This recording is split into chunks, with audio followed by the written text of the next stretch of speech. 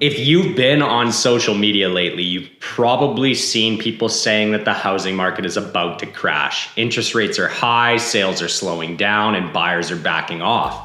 But is that the full story? August's numbers are in for the greater Edmonton area, and when you break them down by property type, the picture gets a lot more interesting. Detached homes are cooling, condos just saw the biggest price jump month over month, and while overall sales are slowing, it's not quite the panic that some are making it out to be. Hey, what's going on, everybody? I am Tristan, a full-time Edmonton-based realtor, and every month I break down the local numbers so that you can make smarter real estate decisions, whether you're buying, selling, or just keeping an eye on the market. Today, we're unpacking the August 2025 stats across all property types: detached, semi-detached, townhomes, and apartments. We'll look at what's shifting month over month, what's changed since last year, and whether any of this actually points to a crash, or if it's just the seasonal slowdown that we expect every August. All right, let's dive into it. So, there's been a lot of noise out there about the Canadian housing markets crashing. But what's actually happening here in Edmonton? In August 2025, we did see the market cool, but whether that's a red flag or just part of the seasonal cycle is still up for debate. Total residential sales dropped by 7.7% year over year,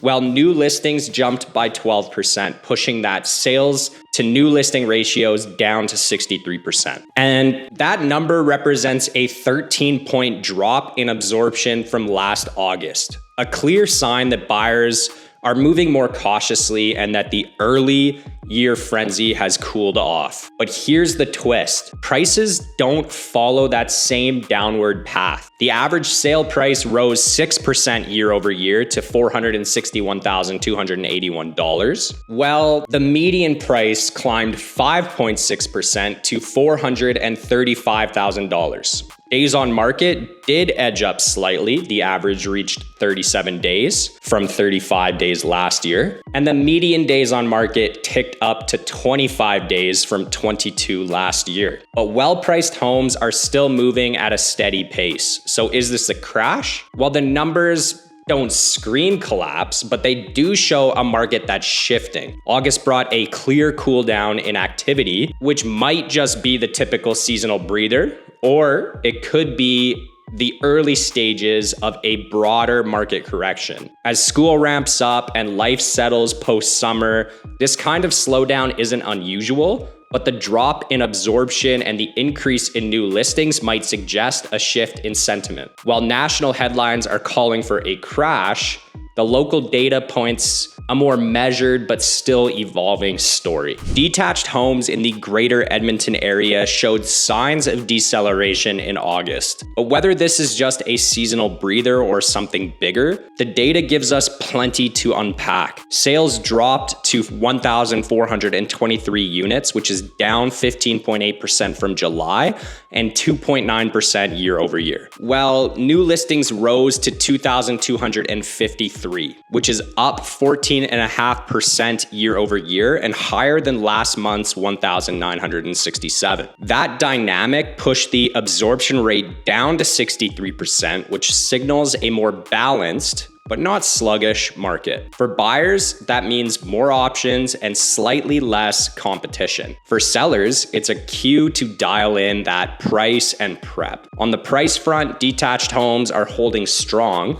The average sale price came in at $569,926, which is down about 1.5% month over month, but it is still up 4.5% year over year. The median price followed suit at $523,500, reflecting a 2% dip from July's high, but a 5.3% increase over last August. That tells us that pricing is cooling slightly off the peak, but there is no sign of price correction or distress. Time on market is where things feel a touch slower, but again, not in a worrying way. Detached homes took an average of 36 days to sell, which is up from 31 in July, and the median days on market increased from 21 to 24 days. That might raise eyebrows at first glance, but when we compare it to last August's days on market of 35 on average and 22 on the median, It's nearly a carbon copy.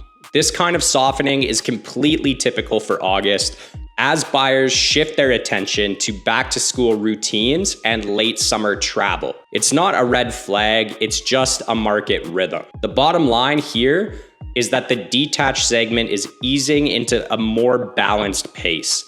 Inventory is climbing, buyer urgency is cooling, but prices are holding firm. If you're buying, you've got a bit more leverage, and if you're selling, you need a strategy. Either way, this doesn't appear to be a crash. To me, it seems more like this is the late summer market doing exactly what it does every year. The semi-detached market in Greater Edmonton pulled back in August, echoing the broader late summer slowdown seen across the region. Sales dropped to 254 units, which is down a notable 16% from July's 303 and off about 12% year over year from August 2024. Meanwhile, new listings rose to 394, which is up from 327 last month, and it's also above the new listings from a year ago. This shift softened the absorption rate to 64%, down from 67% in July and a sharp drop from 89% last August. In plain terms,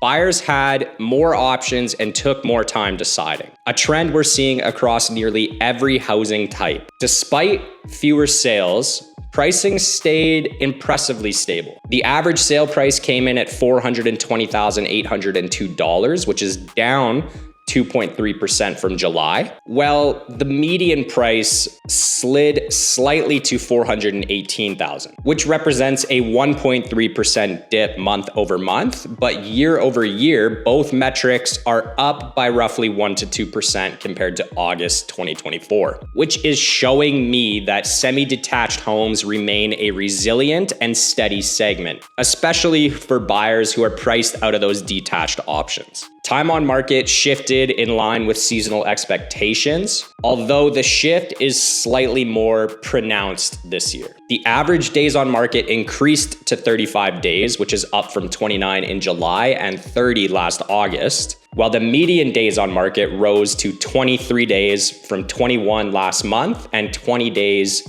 this time last year. It's a subtle but important sign that buyers are moving a bit more cautiously in this category. But the bottom line is that semi-detached homes are entering a more balanced rhythm. There's less urgency, there's more inventory, and slightly longer timelines, but prices remain relatively firm.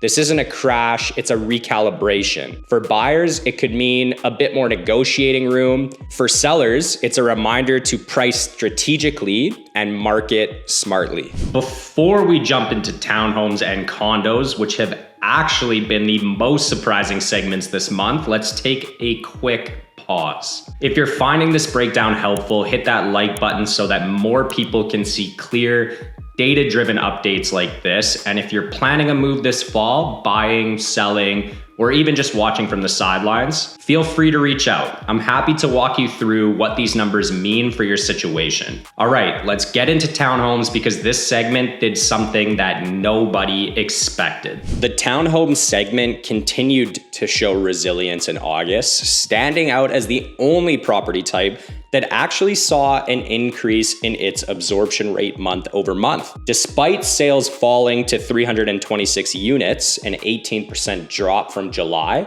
and 20% below August 2024, the absorption rate climbed from 65% in July to 67% in August. A modest 2% gain that signals steady buyer interest even as the other segments show signs of cooling. This strength is mirrored in pricing. The average sale price rose to $301,342, which is up 2% from July and nearly 3.5% higher than last August. The median price also ticked up to $295,000 from $290 in July and is up about 1.7% year over year from $290,000 in August of 2024. These numbers suggest that buyers still see value here and are willing to pay for it, even as overall activity slows. When it comes to time on market, the story reflects both seasonal and annual shifts.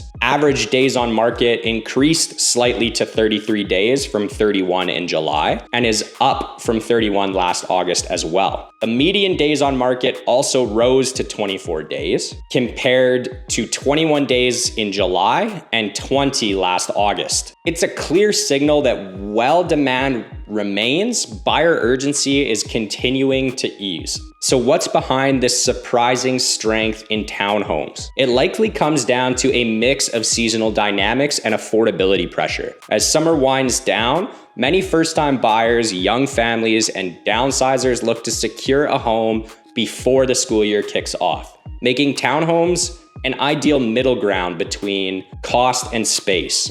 Detached homes may be too expensive and apartments too small, so demand here stays more insulated. This bump in absorption and price stability could be a late summer blip or the start of a more durable demand trend in the townhouse segment. Either way, it stands out to me. Edmonton's apartment segment followed the broader market trend in August, cooling slightly as we transitioned out of the summer surge. Sales dropped to 379 units, which is down 19.5% from July's 471, and also down 9.5% year over year from August 2024. This dip in activity paired with new listings holding steady pulled the absorption rate back to 58%, which is down from 60% in July and 66% this time last year. In other words, supply is outpacing demand, but just marginally. And this is expected for late summer. Despite slower sales, pricing remained impressively resilient. The average sale price rose to $218,000, which is up 4% month over month from July's $209,000 and 6.7% higher than August 2024. The median sale price followed suit, landing at $200,000 compared to $190,000 last month and $190,300 a year ago. For a segment historically slow to appreciate, these gains reflect renewed confidence at the entry level, where affordability remains key. Time on market was mixed. The average days on market tightened slightly to 44 days from 46 in July, though the median days on market stayed flat at 34 days. Both figures are still higher than August 2024, where average days on market was 41 and the median was 29. While this signals a market that's taking longer to transact, the price growth and buyer demand suggest it's more measured than muted. The apartment segment quietly posted the largest price swing of any property type in August. And it's not just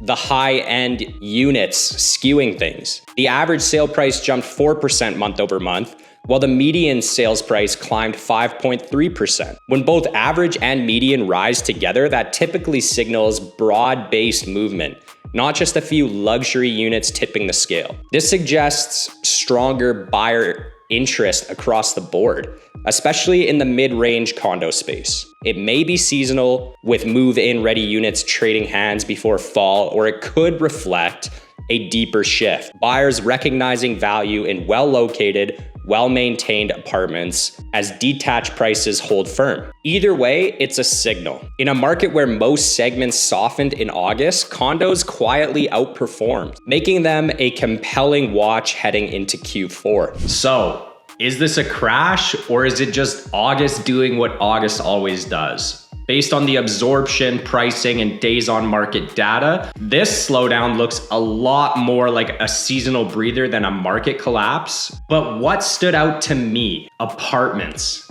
Condos posted the biggest month-over-month price jump both in average and median price. That doesn't look like just a few expensive units selling. It feels like broader demand might be picking up in the condo space. Now, of course, that's just my read on the numbers. So is this a seasonal slowdown or is it something bigger? Let me know what you think down in the comments, and if you're thinking of buying or selling this fall, let's chat. This moment where selection is up but prices haven't shifted much, could be your best window before the market retightens. Give this video a like if it helped you understand the market momentum a little bit better, and subscribe for more monthly insights without the hype. And reach out to me anytime when you're ready to make a move. Thank you for watching, and I will see you in the next one.